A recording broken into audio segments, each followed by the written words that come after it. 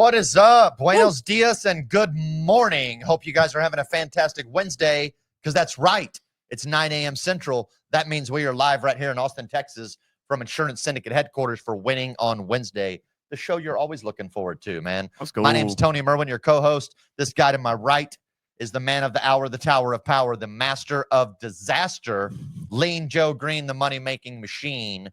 What is up, my man? What's going on? Happy Winning on Wednesday, y'all. Excited to be here as always. Thank you guys so much for tuning in. Let us know in the comments that you can hear and see us. What's up, Inesta? Good to see you on here. Looks all right. JR's on here. Jose, what's up? Hey, Jose, if you're still watching, it says that you're watching right here on my comments. Shout out to you and your freaking sales, bro. You were crushing this week.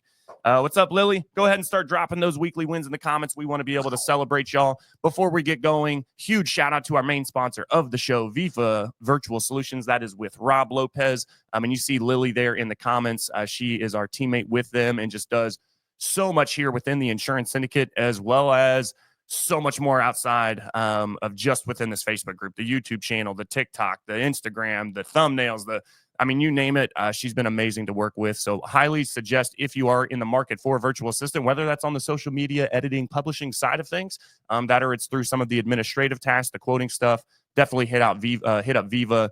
They're awesome to work with. Been working with them for years. So thank you guys for your sponsorship. And y'all, we have an action-packed show for you. We're excited to have her on. But before we get going, like I said, start dropping those weekly wins in the comments because, dang it, wrong button. This is the right button. It's Winning on Wednesday. That's what we're all about, baby. Drop those weekly wins in the comments. We want to celebrate you. Come on, let's see them. Let's see them. I don't care how big or how small. Mr. Merwin, what you got for us? What's a weekly win for you? Dude, it's an easy one for me. It's coming off the Invictus Conference with another smashing success. Very impactful. There was so much, and this conference is funny because every single year we've run it, there's been something that gets in the way that tries to almost shut it down. And the fun part about it is that Invictus in Latin translates into Spanish, which is imparable, which translates back to English, which means unstoppable. And it's funny because every single year I've thrown this thing, we've had fire alarms go off that have tried to shut the conference down. We've had floods that have tried to remove attendance. And then this year we had a sewage breakdown. We had furniture problems. We had the hotel get on our case because we decided to take control and start moving the furniture on our own. And they were like, no, you can't do that. Don't do that, please. Yeah, please. That's a major liability. So they helped us out and we had some rearrangement to do. But nonetheless, at the end of the event, had several people that had been to all three conferences that came up and said, hey, best one yet. Love it. Best one yet. So super excited about it. And it's an easy weekly win for me to say, because like we were just can't say enough about how impactful and wonderful that event was. Love it. And I know we talked a little bit about it last week, but we all know, or at least most of us know kind of what goes into running an event. And I know, obviously, being in the office with you, everything that you guys put into that. So kudos to y'all for making it a good one. I know even just from the Facebook stuff I saw, people are like, yo, dude, this was freaking top notch. This was awesome. So that's awesome. My weekly win, y'all, it is a week for the books for us here within the internal agency. My producer, I got to give a shout out to Todd. My guy, Todd Wilson, he's been in insurance for less than 2 years. He's already having almost 50,000 days, 50,000 in premium dollar days, but he issued over 45K. I think that was on Monday. So kickstart on a Monday. That's a great way to start the week. We're literally, it's a great way to start the month too, which is crazy. It's May. But then we also have our largest account that is renewing. Tomorrow is the actual renewal date. We're still waiting on the official final renewal offer, but we should have that today. We're trying to get some credits to get it down. But that is over $500,000 that will be paid in full. So that is our huge account. And then I also have a $2.5 million hard money loan that is closing that kicks off a $60,000 freaking financial guarantee surety bond. And boom, baby, it is a freaking week. So we were rocking and rolling.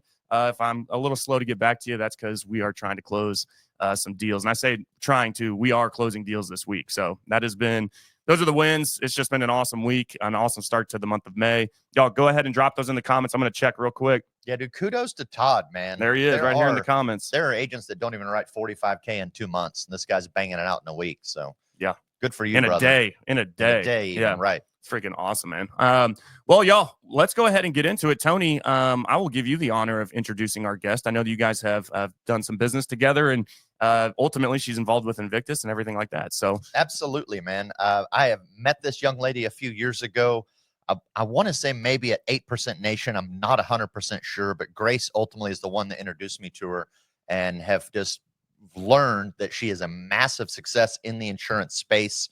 Hails from Bucaramanga, Colombia, right? Immigrant to the U.S., became a phenomenal business owner, leader in the organization, and she's one of our repeat keynote speakers at the Invictus conference. Please put her up on stage. Milena St Louis. What is going on? Hey guys, thank you so much for having me on your show. This is an honor for me. Well, you're an honorable person. Like I told you when we were chatting, like we try to only book winners on the show, and it's winning on Wednesday, baby. A big winner out there. So I know a lot of the people in our group, some of them may know who you are, some of them probably don't. So if you don't mind, just take a short moment, introduce yourself, let the group know who you are and what you're about. Well, I'm Ana St. Louis. I'm a professional in finances, been in finances for 20 years. Like you will say it, good job, from Bucaramanga, Colombia. Not everybody can say that. Pronounce it in the right way. And well, been in this country for 12 years, been an amazing journey. Like I told you before, and you have heard my speeches, I came here with nothing but my girls holding my hand, 2 suitcases, and a heart full of dreams and a vision. Mm-hmm. No family, no friends, no plans, no nothing. And well, here I am, being the guest of this amazing podcast. Absolutely. What's the name of your company? Was it VISE Bridge? Is that right? So let me tell you the story. I found Life Bridge Group Incorporated in 2019. Actually, in May this month, we are completing 6 years of being founded. So yeah, really nice. Thank you. So I was going to trademark the name, and a bigger company has a product that is Life Bridge, which I didn't know. So I did a DBA with VISE Bridge, VISE, which stands for Values, Integrity, Service, and Excellence. And those are the core values that I run my practice with. So every time I interview anyone, I say, I run my company, my business, and my life with 3 principles and 4 core values. The principles are trust, communication, and respect. And the values are value, integrity, service, and excellence. So, and it comes like good as well, because I have to change then all my marketing stuff. So VISE is really close to life. So just 2 words. So DBA is VISE Bridge. And another thing I like if VISE is, like a tool to build things. So that is what we do. We build connections. So VISE Bridge connections. So everything and you advise people too. That's pretty solid. You can do quite a few things with that DBA. Yeah. Right. So that's the story. Yeah. Well, you said that you've been 20 years in financial services, but 12 years in the U.S. So yes. It doesn't take a lot of math to figure out that you were doing financial services in Colombia already. So interesting question. I have a degree in finances, and finances in Colombia is 100% different than for about 3 years and a half before moving to the United States. I was an international financial advisor. So I work with first floor platform banks. So it's a whole different world, because I was dealing with big investors on different kind of investments, right? Like bonds, gold, stuff like that. So when I moved to the United States, and again, I have a master's, I have another degree and so forth. They don't care here if you don't have a degree from here. So, right. and I love it. I mean, I do not recall how many resumes I literally spread around Massachusetts, because the 12 years I've been living in Massachusetts. And I passed the interviews here and there. Oh, you don't have a degree from here. I'm sorry, we cannot hire you. I'm like, okay, cool. Gorgeous. Anyways, I literally appreciate every single no. Every single no led me to where I am right now. So I remember one day in those 100,000 interviews, somebody like, okay, you breathe Yes. You have a pulse? Yes. You're hired. Yay! And the company was Aflac. Okay. Yep. I didn't know anything about the insurance, anything about the financial world here in the United States.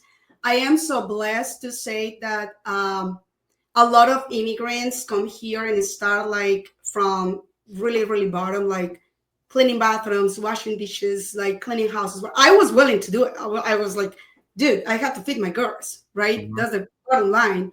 But I was blessed enough to don't have to go to that resource. My first job was Aflac, and I have this amazing blessing to have the best mentor ever, Ellen Glue. I don't know if she could hear this, but I will ever be grateful for something. For everybody out there, find a mentor. Like having a mentor is a blessing. And this woman is from Germany, Mm-hmm.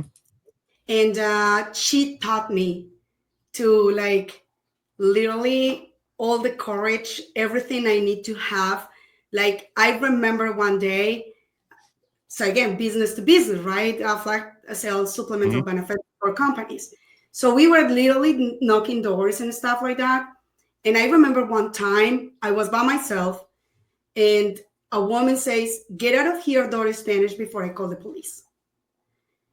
In all my trips, I've been traveling around the world, never, ever, ever I was in that position.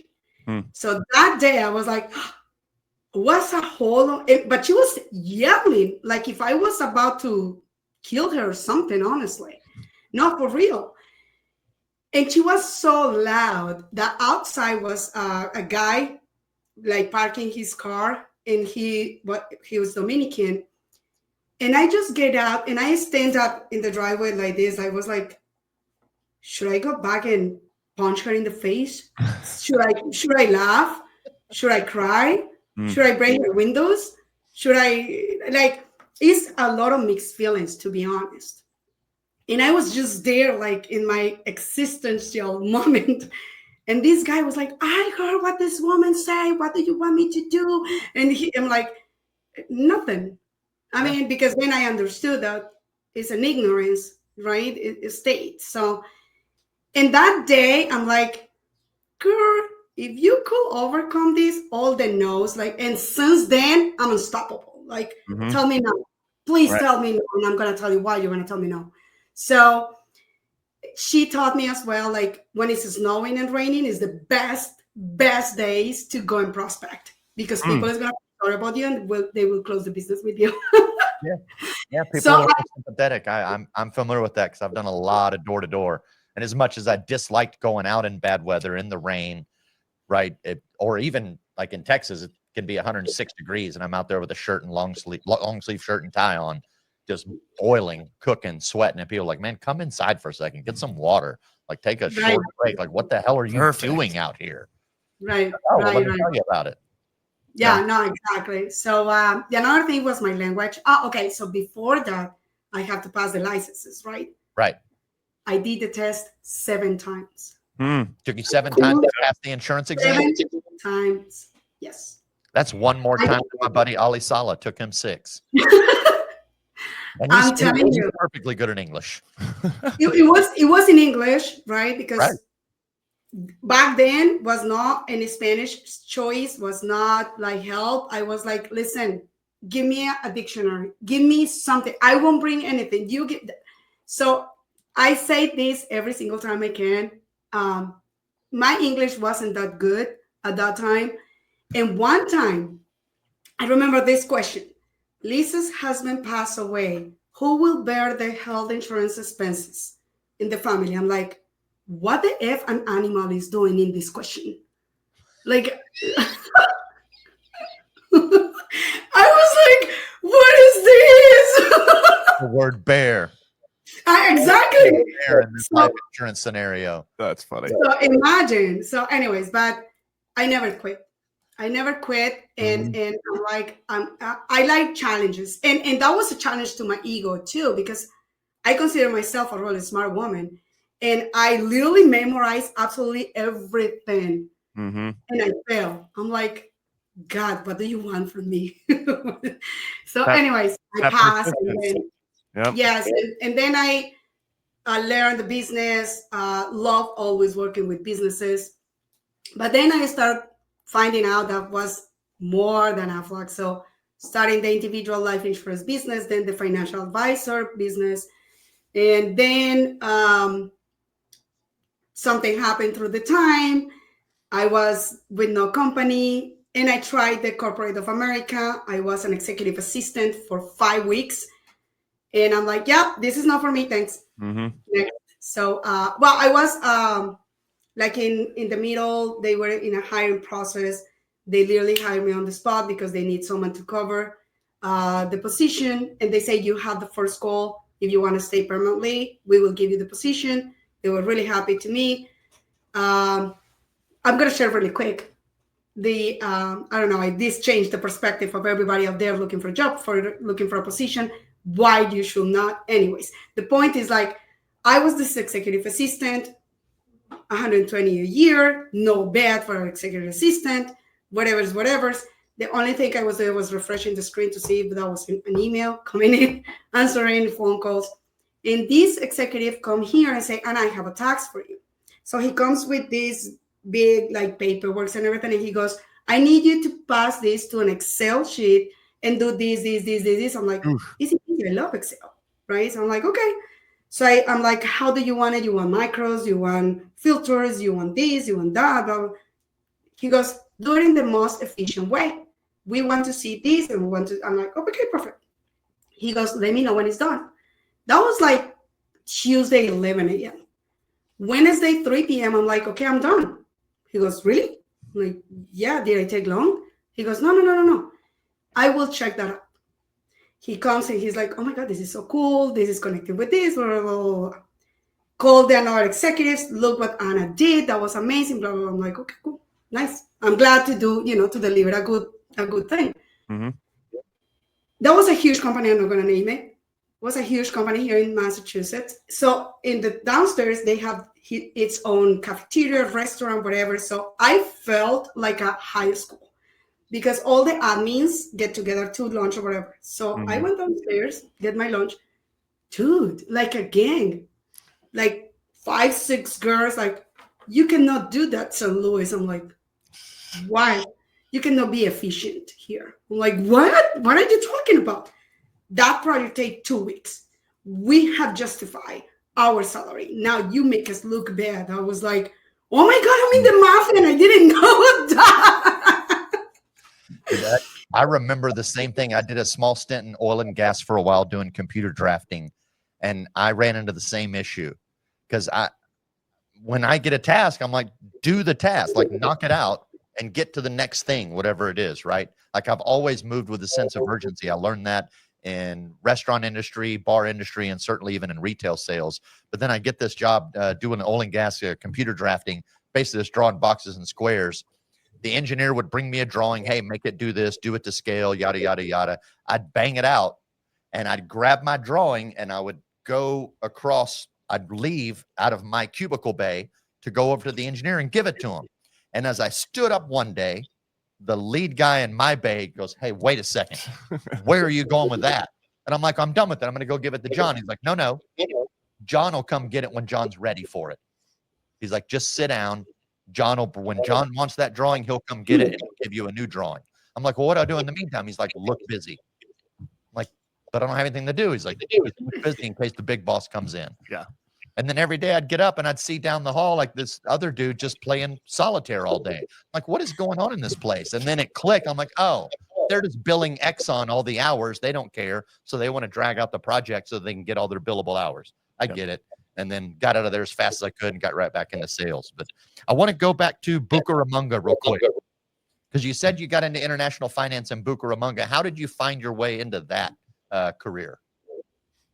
Connections. Like I say, I established. So I went to get my master's in Spain. And when you get out of your comfort zone and stuff, when I finished my master's, like my mind was blowing up ideas.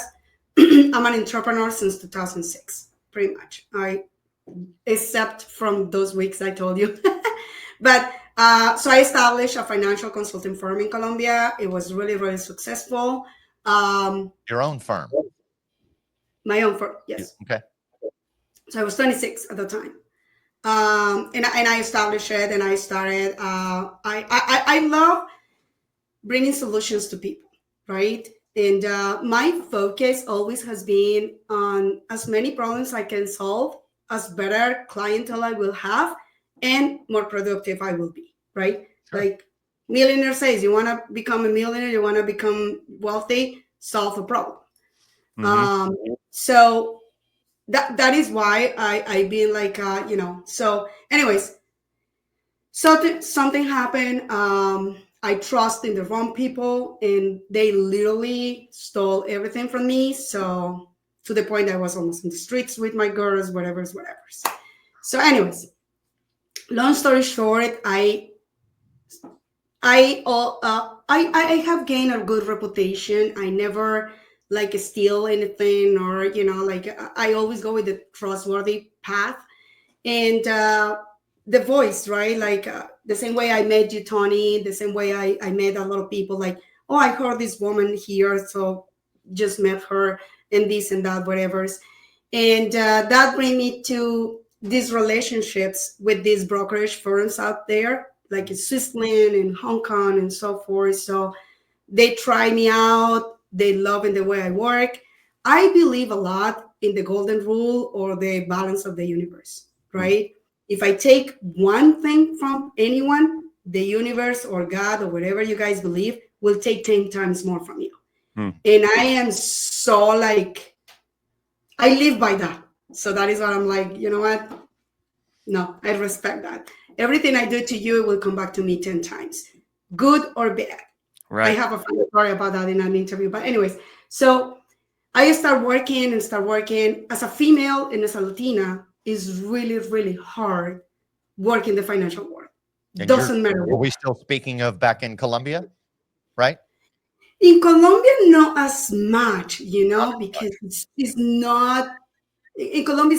Well, back then, I don't know now, but back then let's say it wasn't easy. But as far as you build a name, everybody will respect you regardless if you're a woman, a male, or whatever you are, right?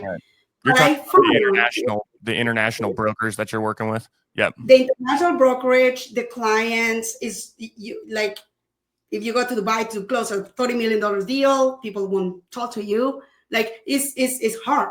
It's hard. Anyways, with the time and with the co-workers, colleagues, I will say, at that time I was a single mom, so people mistake you as you're easy. So like, no. So anyways, tired of being alone, tired of being like, I was traveling 9 months out of 12 months. My daughters were being raised by the nanny. So I'm like, I don't want that. So I'm like, okay, you know what? I want to move out.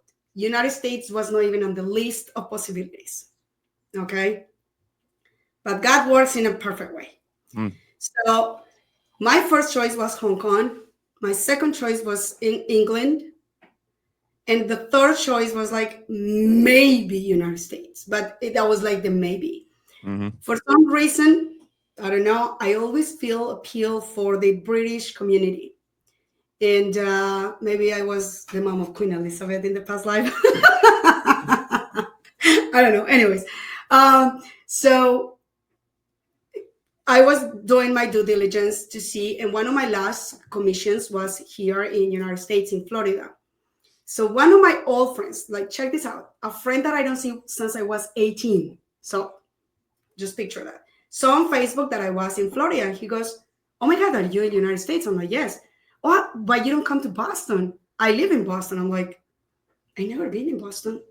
Of course, as an engineer too, MIT for me was, So I'm like, okay, I'm going, but you have to promise me to bring me to MIT. Oh yeah, for sure. I live like 5 minutes away. I'm like, deal. He flew me to Massachusetts. I spent an amazing 4 days. It was my birthday at the time. So we celebrate my birthday in love with New England. So it was like, I'm moving here. And he goes, are you moving really? Why you don't stay? I'm like, no. I have to bring my girls.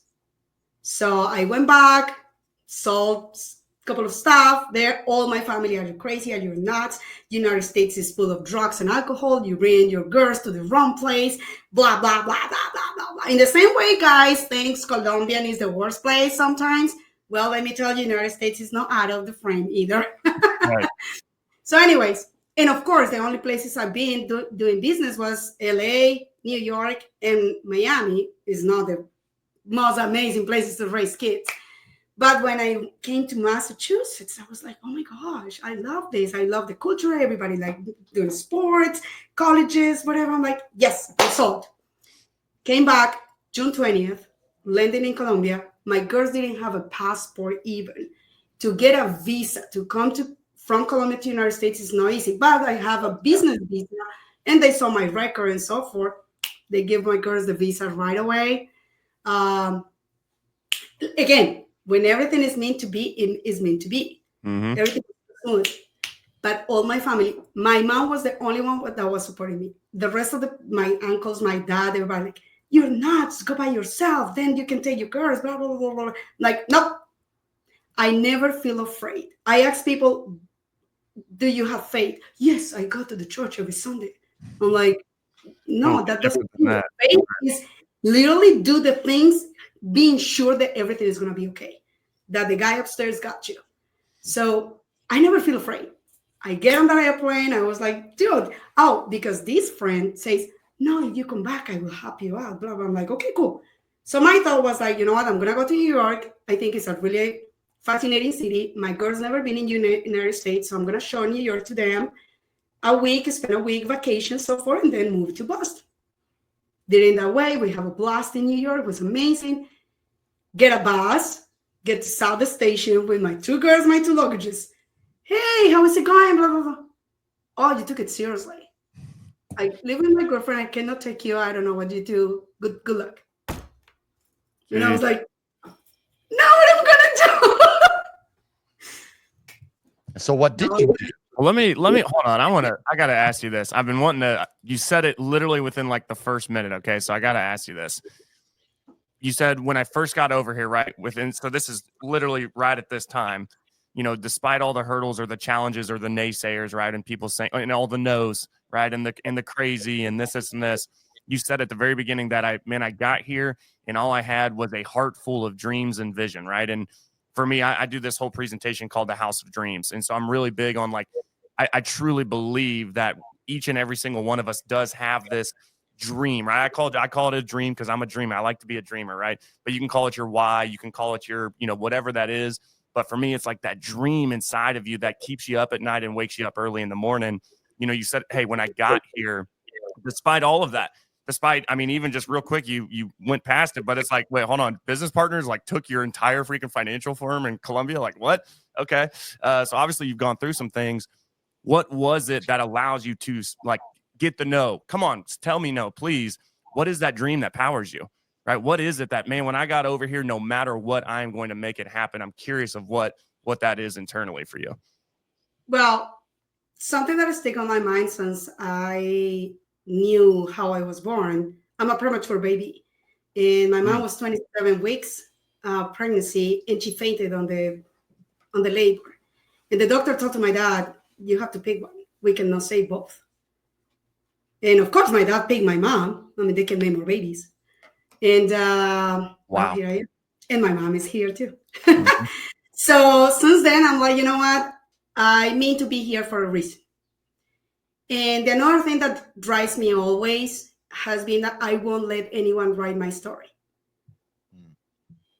I will write my own story, and I'm going to make my story be as impactful as I can and my voice here as far as I could, because I know a lot of people is out there and a lot of people eat a lot of crap. I mean, but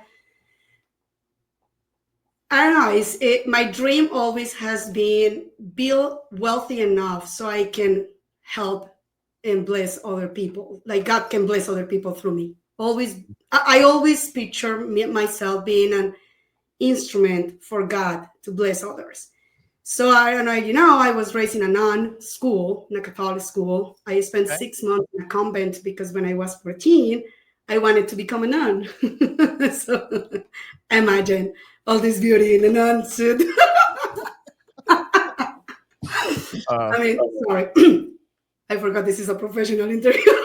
Yeah, like if my wife's still Not that watching it, if professional, my trust wife's me. still watching, her oldest sister is a nun, and then her second oldest sister was going to go be a nun over in New Zealand. And it's like she was, Lucia was just in town not too long ago, and we're like all in the pool, and she's like shooting archery with her, what do you call it? I know it's like the Habit. veil, yeah, the whole gear. So, Yeah. yeah. So, but yeah, so like I learned over there, like, you know, every single thing you do has a purpose. Not a long time ago, somebody asked me, if you could change your life, would you change something? I say, absolutely not. I'm a victim of rape as well. Overcome that hasn't been easy. But that is the thing, though. People have difficult times, and everything is okay. And you can be mad, you can be sad, you can hate, you can do whatever for 5 minutes. Move on. Do not let those emotions control your day or control your life, because then everything will be a waste.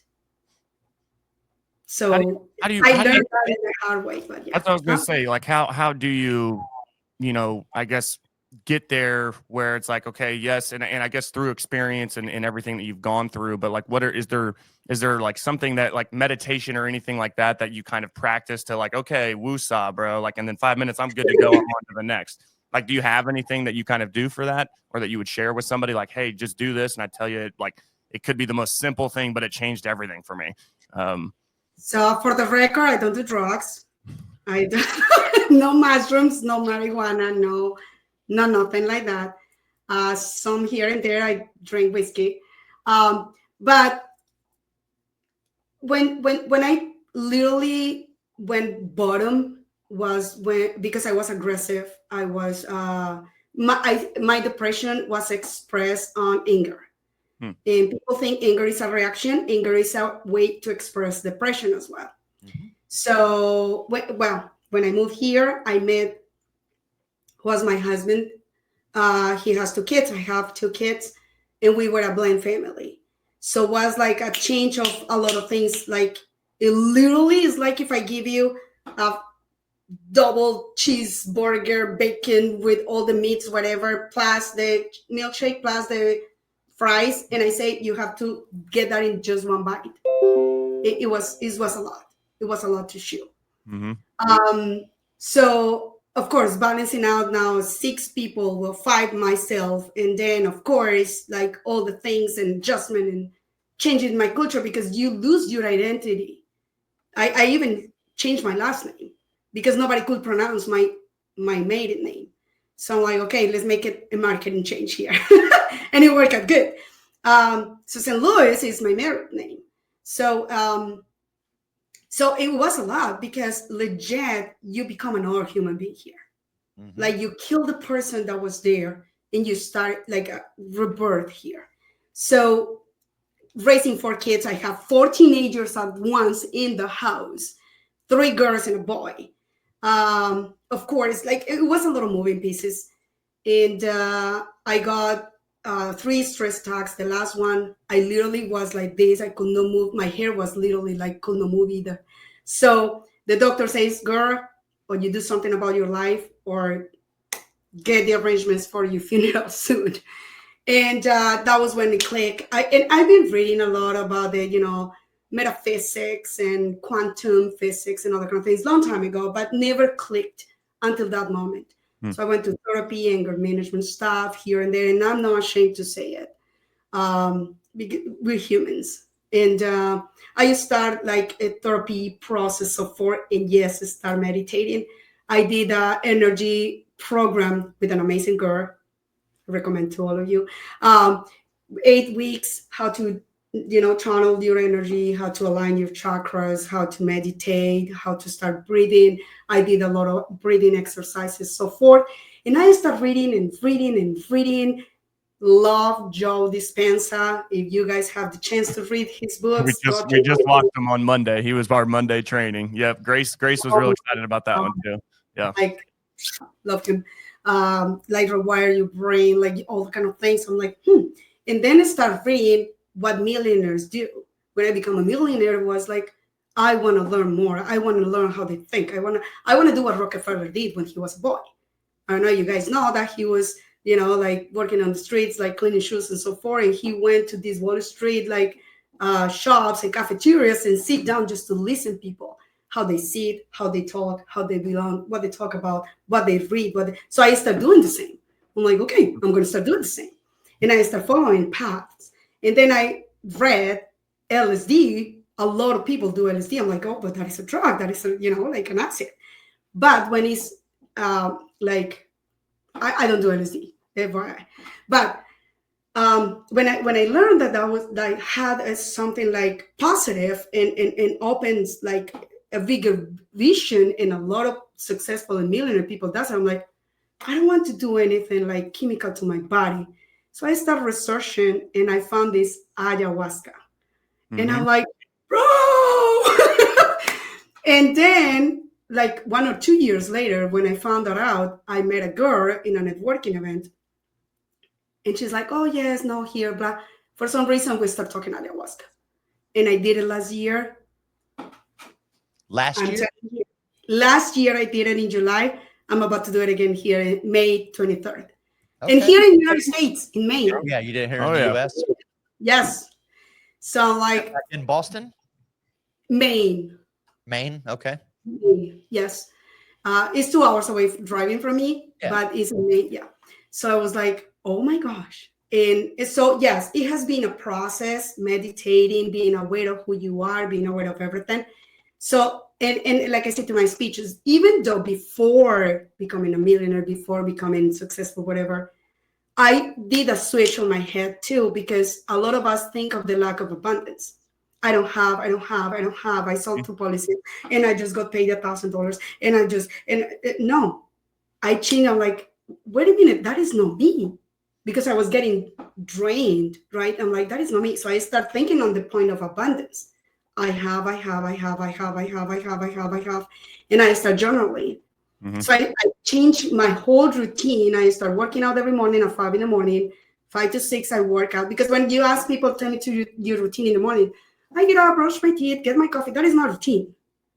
A routine, like actually, is what do you do extra to don't be comfortable? Every morning, I do 1 hour of motivational stuff, like listening to it. Mm-hmm. And this morning, they say something like, being comfortable make your mind weak. And I'm like, wow, I love that, because people like smooth sofas and beds, warm water, plenty of food, my car. Oh, I have to drive 15 minutes. That's too far. Are you serious? I take cold showers every morning, right? I go work out an hour every morning. I meditate at least 45 minutes. If I don't have the time to meditate, at least 5-10 minutes before I eat my breakfast, I do my thank yous, my stuff, my things like that. Mm-hmm. I every day tell in the mirror how much do I love you and how much do I admire myself, and boost myself right there. And something I will recommend everybody, don't live your life like a robot. Every day put an intention to your day. Mm-hmm. And people say, Anna, for you it's easy to say this because you already, dude, I did that before to become this. Right. That's powerful. That's powerful. Well, real quick, I have one thing, but Nancy Pulsing just popped in and said hello. So what's up, Nancy? Good to see you on here.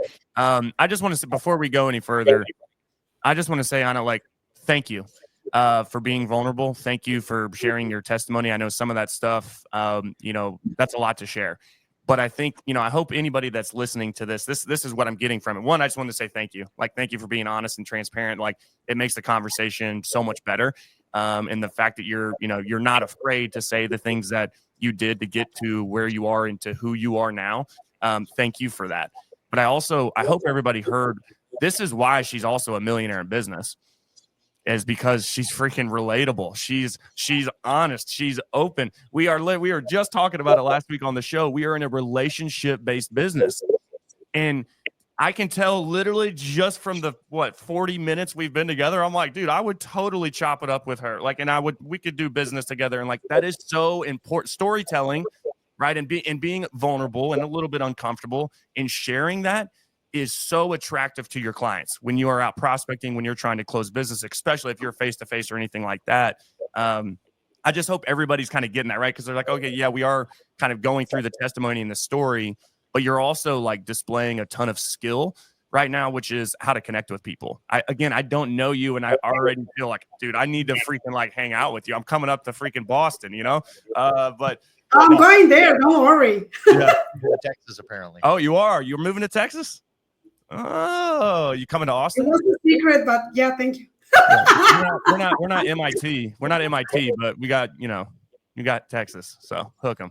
But no, seriously, thank you for that. That's like, I really appreciate your story, and it's very powerful, and I hope people, can pick up from that. So absolutely. You had said a few things, right? You had friends business associates basically stole your business back in Colombia, right? You had family telling you, no, you're out of your mind. Don't go do that, right? And we know, like, I know, because I've been through this so many times in so many different angles, your family at that moment, they are thinking they have the best intentions for you. They're trying to protect you, right? They don't want you to see you go over there and get shattered, end up as one of the people on Skid Row, hooked up on drugs and all jacked up, right? They're trying to protect you. But as we know, like, they're holding you back. Good that you didn't let that take advantage of you. And then you mentioned a couple other things that when I'm hearing those, I'm like, how did you avoid maintaining a victim mentality? Was there ever a time, like when your people stole your business from you in Colombia, right? When you were assaulted, was there ever a moment where you're like, I'm a victim and I have a victim mentality and I'm going to allow that to hold me down? And then you had to change your thought process. Well, I think that comes, to me, everything is perspective, and perspective is built upon your experiences and the blueprint your family put into your mind. So since I was little, my dad was a military man, so he requests super high standards to me, right? Like if you open my closet, everything is color coded and so forth. So anyways, but in Colombia, the scores in school was 1 to 10. So if I have something less than a 9, I know he will beat me up. So let's say it was not the right way, but and people is like, you're so perfectionist, which was something I have to work with as well. But he always put on my mind there was no place to be a loser. It was not just keep it going. You didn't do well this time, so you have to do it better next time, or you're gonna get beat up. Like, I never was put on the spot like, oh, poor you. How can I help you? I'm not saying it's wrong. I'm just saying is I was built in that way, and sometimes I come across as insensitive, as prepotent, as egocentric. Actually, not a long time ago, somebody says, oh, that calculator has actually a heart. I'm telling you. Yeah, that calculator actually has a heart. I love it. No, legit. But this is the thing. So all my life, I've been like, not battling, but always working to be the best. Mm-hmm. So again, I graduate from high school, full ride to electronic engineer. I got awards for physics and math and stuff like that. And ta-da, got pregnant. So of course, the disgrace of the family. But again, try to find food for my girl. Like, always on the warrior mood. Always like it is no place to feel sorry about yourself. Yeah. Of course, I feel lonely. Of course, I feel like, oh my gosh, now what I'm gonna do. But for some way, somehow, I always knew I will go through that and I will be okay. So I didn't know the concept of anxiety. I didn't know the concept of depression. I didn't know the concept of victimizing. I didn't know the concept of that until I came to United States. Because, like in Colombia, for example, you don't work, you don't eat. We don't have welfare. We don't have disability benefits. We don't have nothing. Right. Barely we have Social Security, but that is not wellness, that like welfare or something like that. So you always are in constant work. It's not time for you to get depressed. So my grandpa used to say, an empty mind and the lack of doing things is what bring the problems. Mm-hmm. And I love it. If you are like, it's because your mind is not busy and your body is not busy either. Yep. But if you work all the time and I'm a workaholic, guilty, working really? on that. I couldn't tell. but at the same time, I'm trying to balance that out, right? And join my life a little bit better and try to chill personal wise. But so again, then my sister born, so it's like I cover my sister, then we grow up, then being a mom young, like, okay, I have to, like, I always have responsibilities on my shoulders. Mm-hmm. So if I victimize myself, somebody else will suffer. Mm-hmm. So that is why I never consciously, when I was raped, was really hard. Going on the streets by myself, I was built being independent and depending on someone like, hey, I need to go and buy some milk. Can you go with me? And all the kind of things. It was like, but at the same time, again, the need to protect my daughters, the need to protect people, they need to, so it's like, I don't have the time to that crap. So I need just to keep doing it. You said that real quick though, on the standard, right? The standard that you hold yourself to. I was just having this conversation in the past week where, we beat ourselves up because of the standard we hold ourselves to, so it's kind of like, it's a double-sided coin, because it's like, okay, one, the reason I'm beating myself up is because I'm not performing where I want to perform. But at the same time, my standard and the bar that I want to perform at is such a high standard that it's kind of almost like that I'm chasing the carrot, right? Or the moving target, where I'm never really truly to my standard because of how high I set my standard, right? Do you appreciate your upbringing and how you were raised? Yes. You think that was like, because I know, like, okay, obviously it wasn't an easy upbringing. I can tell that really quickly. And I think, a lot of people, they'll look at their childhood one way or the other. It ruined me, man. I would do it all different, or it's, man, I would not be who I am without this. And obviously, I mean, coming from a military family, yeah, you are going to be very structured, very organized, very on point, go. So you do appreciate that. Is there anything that you would ever change in that? No. Yeah. Yeah, no, I appreciate it. Of course, in the beginning, you hate your parents, you hate everybody, you know, like, that's so mean and whatever. And actually raising these kids, mine and no mine, right? I mean, mine and stepkids, whatever you want to call it. They were like, I hate you. Yeah, I'm like, in the most you hate me, that means my job is being done so well. Yeah. When I say that to them, no, legit. And when I say that to them, they were like, damn it, I cannot control her. I cannot manipulate her. And it's true. I mean, dude, I was raising 4 kids with sports, cheerleading, cross country, and I was developing my career at the same time. So when I literally interview people, oh, I can't because my dog, I can't because my kid, I'm like, listen, I hear you. I had 4. Been there, done that. Excuses and justifications will not deposit money on your bank account. Correct. So is you know, and when I interviewed taking over, like a quick story, I'm interviewing people and stuff like that. And one time I say to this guy, listen, I just go with this rule. Everything you did to me, it will go back to you 10 times. Everything, good or bad. He got so offended and he left. I'm like, woo, I can see that the intentions of it. So it's like, wow. So, but yeah, no, I really do appreciate these spaces because, again, every single one of us, even those, and Nancy, I hope you're seeing me, love you. But everybody has a story and every single story is impactful.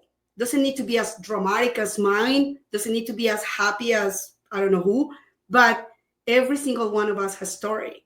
And to me, open up and be vulnerable, it took me years. My oldest daughter, she was like, Mom, every time you do a live, every time you want to do something, you looked at those news reporters, the weather is going to be 50 degrees. And I was like, I don't know how to open up. But then I went to a speaker mastermind to always room for improve. And that has helped me to jump. I'm super strict with my agents. I'm super strict with my practice. A lot of people don't hold that pressure. And I say, listen, I do not hire agents. I hire financial professionals and develop millionaires. And to do that, you have to be able to hold pressure.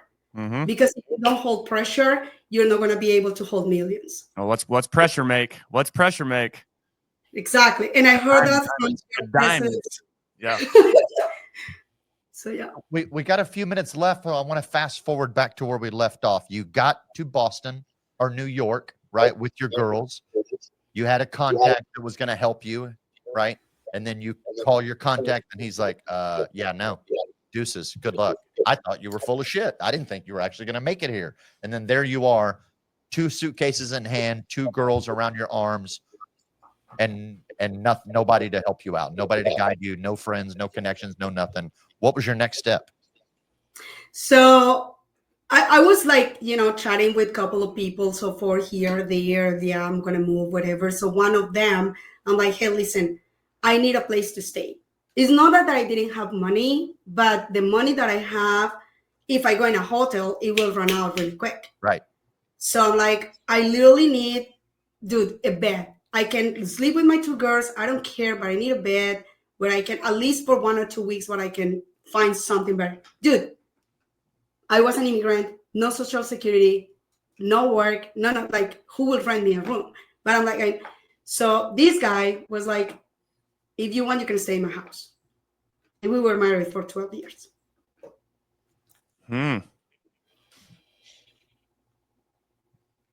Understood. Yeah. And then you went through from there, right? You're turning in resumes all over the place, getting told no.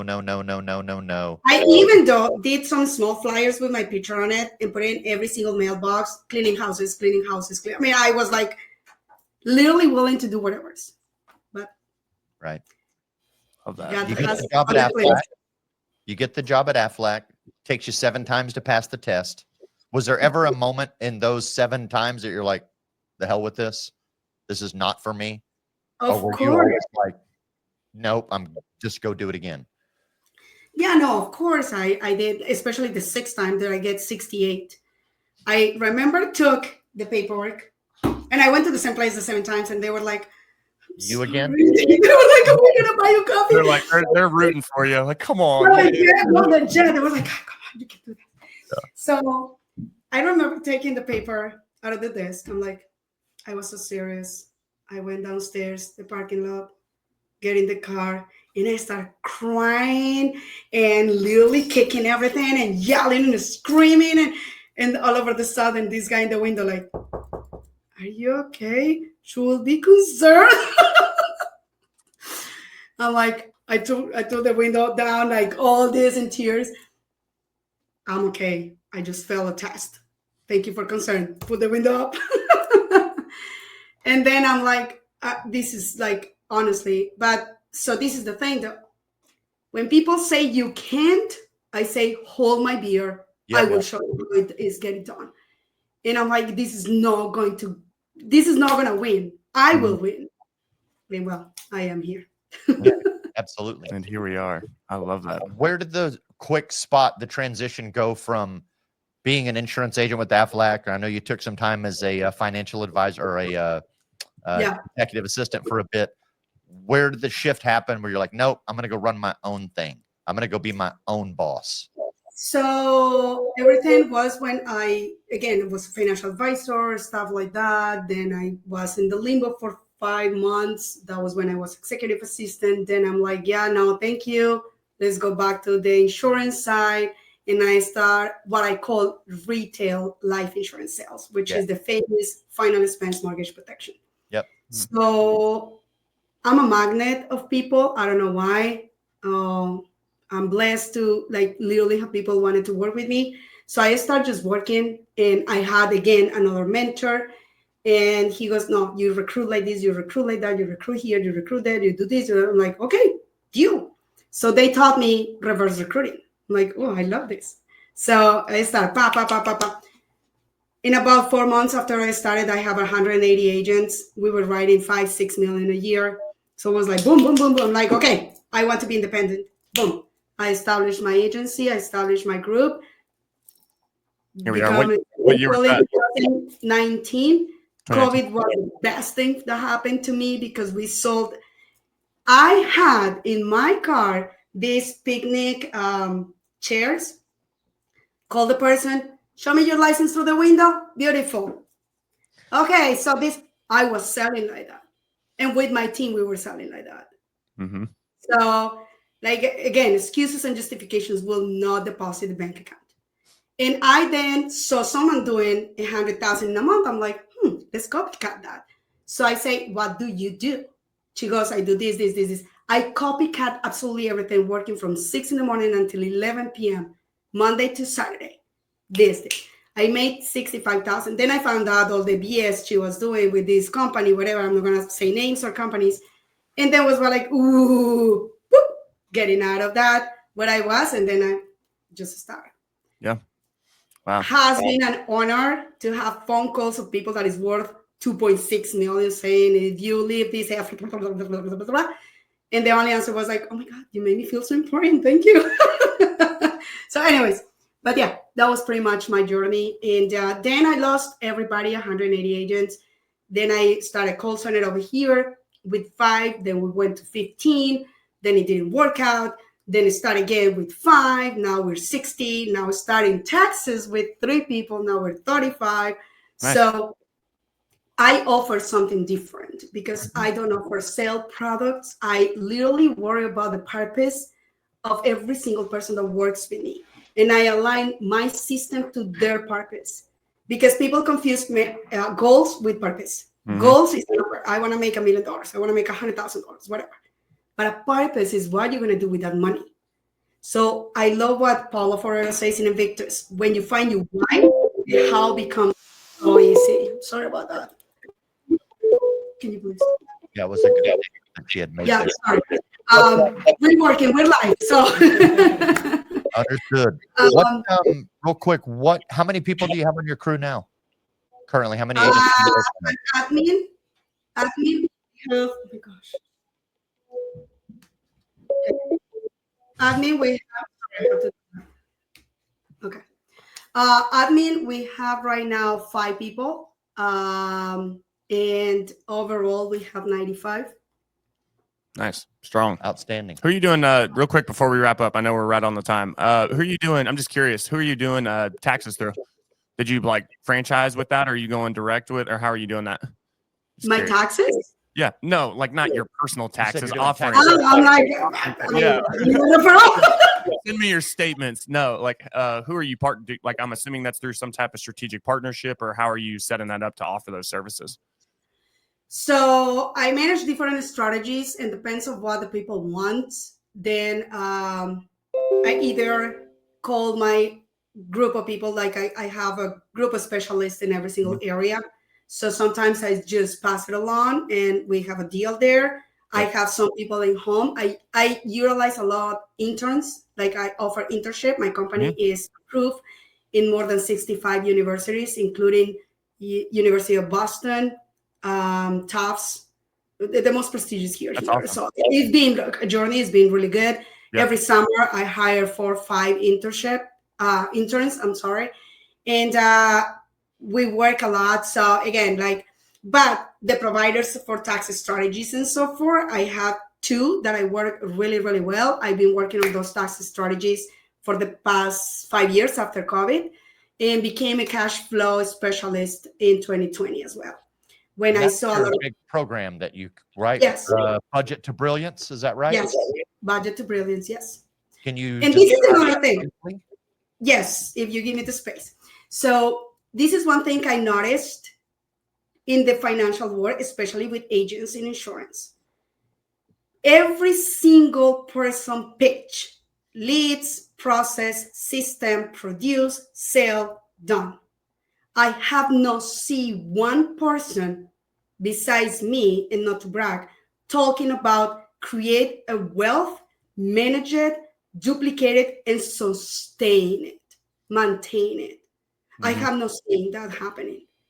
If I have talked to a lot of agents and people I recruit, they say, Anna, I've been in the business this many years. Nobody asks me about my goals. Nobody asks me about my purpose. And nobody asks me how I manage my own personal finances to duplicate my money. Mm-hmm. And this is something I'm like, why? I'm not in the business. I mean, I can go by my own and build my stuff. You know what I'm saying? When you don't need a team is when you really have a team. Yeah. And when I understood that, again, just things can happen to me. So when I work with the people, it's like, okay, you sold 25,000 this month. This is how, and I give them actually a budget, a personal one and a professional one, because this is another thing. I sold the policy. Okay. I sold another one. Okay. Oh, I need to buy a new car, so I need to sell 50 policies. Yeah, that's cool that you see it that way, but you're not seeing it the way to capitalize your practice. Mm-hmm. I teach people being an insurance agent is the same as being a dentist, being a lawyer, being a doctor that open its own practice. You have to see yourself as a business and capitalize it. You don't have an LLC, you don't have an S Corp, it's okay, but you need to capitalize your practice. Mm-hmm. Manage your personal budget and then capitalize your practice. So I teach that to people because I want to be in a table where the conversations are what I'm going to do with my next $1 million. Right. Yeah. That's a good table to be sitting at. Real quick, as we're kind of closing out here, just want to make sure you're able to kind of share your contact info, how people can reach out to you. Obviously, I know you're active on Facebook, but what's the best way to reach out if people want to talk some shop, if they want to talk a little bit about the budget to Brilliance and things that you're offering on that side? So my phone number is literally on the website. I don't have any personal. I don't have 3 cell phones like a operator system. My phone number is 978-995-3338. Anybody with good intentions can call me. Tony actually gives 30 minutes with me every single year. Here we go. Here we go. Sorry, I will let that go, Tony. Okay. No, but no, they can literally send me an email to info@lifebridgegroup.com. They can follow me on social media at Anna St Louis, ANASTLOUIS, or follow the company VISE Bridge, VISEBRIDGE. Excellent. Love it. Thank you so much for taking time out of your day. We are at the top of the hour. I want to respect not only your time, but our viewers. But thank you so much for coming. It's been a pleasure. Thank you. Thank you again for your participation at the Invictus Conference. You are a killer. Everybody loves you. They rave about you. And thanks to you guys for tuning in as always, man. If you want to talk to Anna, let's face it, you're an agent. You probably make a bunch of money. Hopefully, if you're any good at it, she can tell you how to take that money and make it grow for you. So reach out to her, give her a buzz. And as always, don't just follow us here. Look at us on YouTube. We're on Instagram, TikTok, etc. Check out all of our stuff, and we'll see you next week. It's the peak of the week, y'all. Let's get after it. Let's keep the pedal down. And as Anna said, excuses will not deposit money into your bank account. So let's get after it. We will see y'all next week. Later.